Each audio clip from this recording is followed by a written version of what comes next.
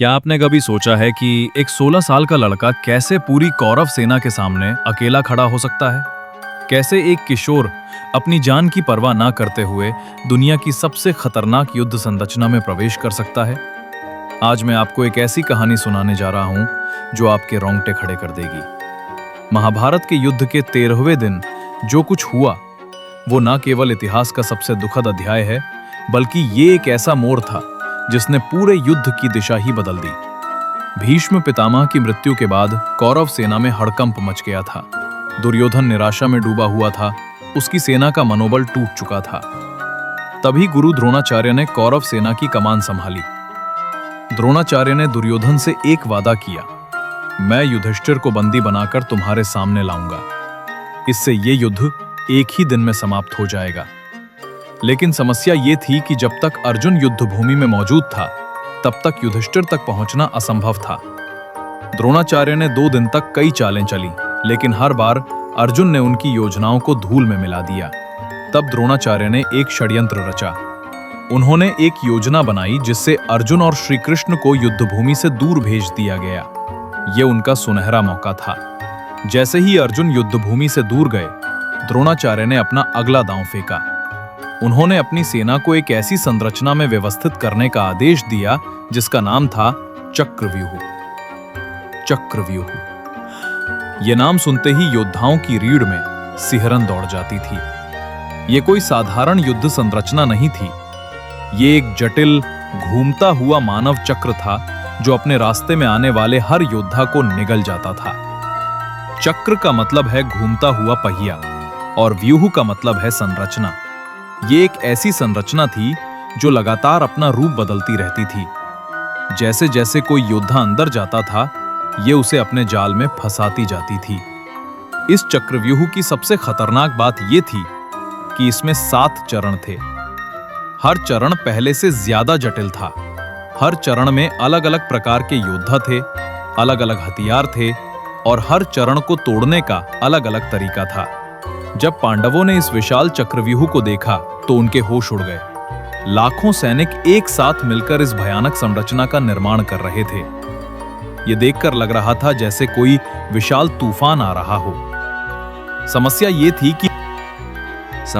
थी कि पांडव पक्षवश में केवल श्री कृष्ण और अर्जुन को चक्रव्यूह तोड़ने की विधा आती थी, लेकिन दोनों युद्ध भूमि में मौजूद नहीं थे। पांडव सेना के सभी योद्धा चिंता में डूब गए।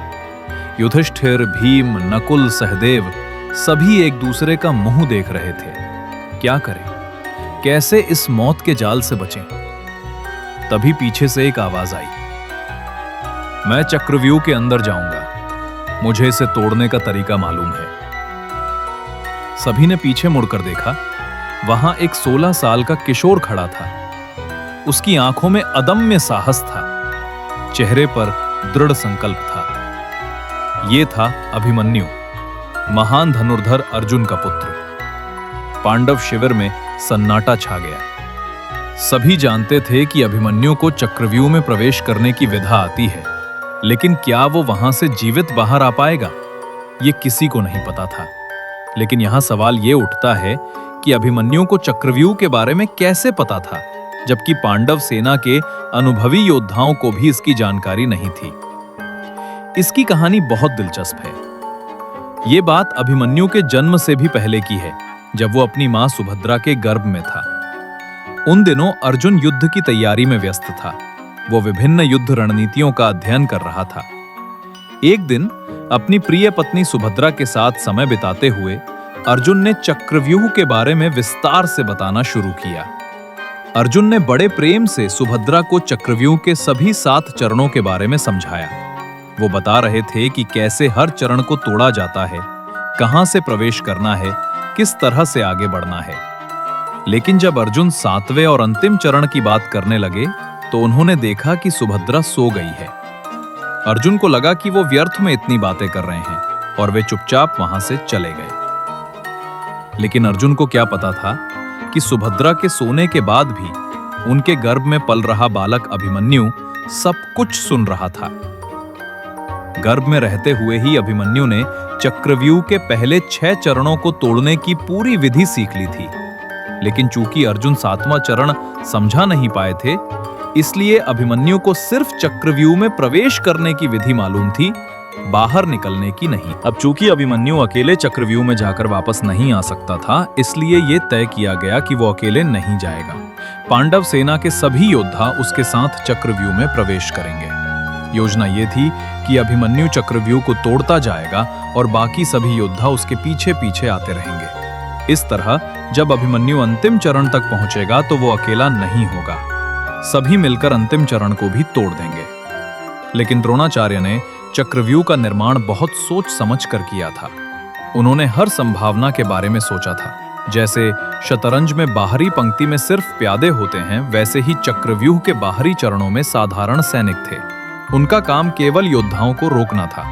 अगर कोई चरण टूट जाए तो इन सैनिकों का काम अंदर जाने वाले योद्धा को पकड़ना नहीं था, बल्कि उसके पीछे आने वाले योद्धाओं से लड़ना था।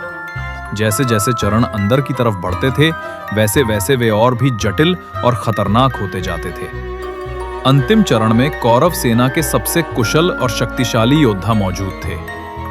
युद्ध शुरू हुआ। अभिमन्यु आगे बढ़ा और भीम के नेतृत्व में पूरी पांडव सेना उसके पीछे चली।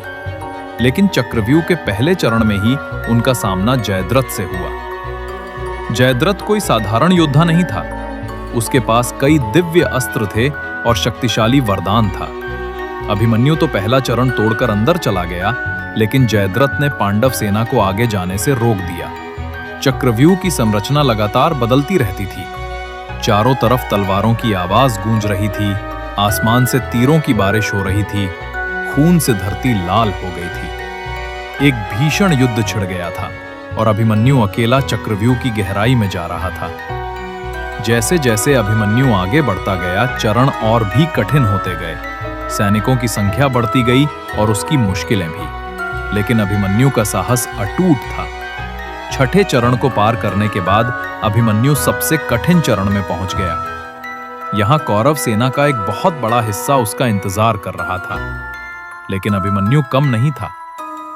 जैसे ही वो इस चरण में घुसा, उसने कई महान योद्धाओं को धूल चटा दी। बिजली की तरह इस चरण को चीरते हुए अभिमन्यु का सामना दुर्योधन के छोटे भाई दुशासन से। दोनों के बीच भीषण युद्ध छिड़ गया। लेकिन दुशासन जैसा भ्रम में डूबा योद्धा अभिमन्यु के पराक्रम के आगे टिक नहीं सका। वो वहीं बेहोश हो गया। जब ये खबर दुर्योधन तक पहुंची तो वो आग बबूला हो गया। अपने भाई की हार से क्रोधित होकर उसने युद्ध के सभी नियमों को ताक पर रखते हुए एक घृणित आदेश दिया। सभी कौरव योद्धा मिलकर अभिमन्यु पर एक साथ आक्रमण करें। अब अभिमन्यु के सामने कौरव सेना के सबसे कुशल योद्धा खड़े थे। दुर्योधन, कर्ण, अश्वत्थामा, द्रोणाचार्य, कृपाचार्य और कृतवर्मा, सभी एक साथ। लेकिन अभिमन्यु निर्भीक था। वो तुरंत दुर्योधन पर आक्रमण करने के लिए आगे बढ़ा। तभी कर्ण ने पीछे से वार किया। अभिमन्यु जमीन पर गिर गया, लेकिन फिर भी उसकी तलवार नहीं झुकी।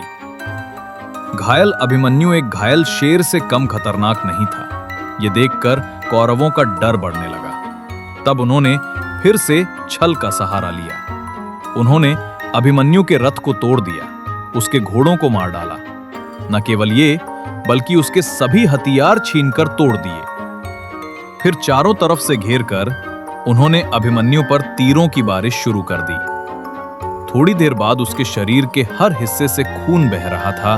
चारों दिशाओं से आ रहे आक्रमणों से बचने के लिए अभिमन्यु ने अपने टूटे रथ का पहिया उठाया और उसे घुमाते हुए आगे बढ़ने लगा। कई योद्धाओं से घिरा हुआ अभिमन्यु अब अपना संतुलन खोने लगा था, लेकिन फिर भी उसका साहस नहीं टूटा।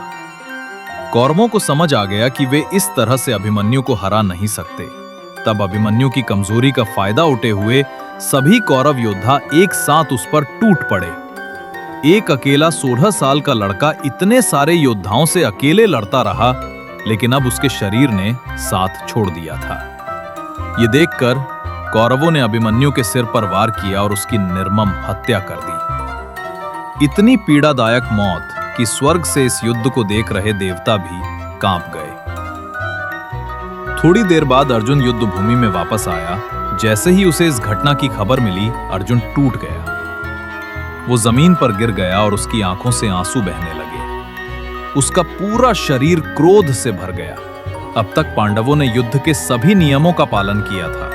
अभिमन्यु भी सभी नियमों का पालन करते हुए उस खतरनाक रचना में आगे बढ़ रहा था, लेकिन कौरवों ने उसे छल से मार डालते हुआ। अभिमन्यु की मृत्यु के बाद पांडवों को एहसास हो गया कि कौरवों के लिए ये नियम कुछ मायने नहीं रखते। ये वो क्षण था जहां से महाभारत युद्ध में एक नया और खतरनाक मोड़ आया। यहीं से कौरवों की हार तय हो गई। अभिमन्यु की गाथा सिर्फ एक वीर योद्धा की कहानी नहीं है, ये साहस, त्याग और निष्ठा की कहानी है। ये एक ऐसे युवा की कहानी है जिसने अपने कर्तव्य के लिए अपनी जान तक न्यौछावर कर दी। आज भी जब हम अभिमन्यु के नाम सुनते हैं तो हमारे मन में एक वीर योद्धा का चित्र उभरता है, जिसने अपने अदम्य साहस से सिद्ध कर दिया कि उम्र केवल एक संख्या है, वीरता और निष्ठा मन में होती है।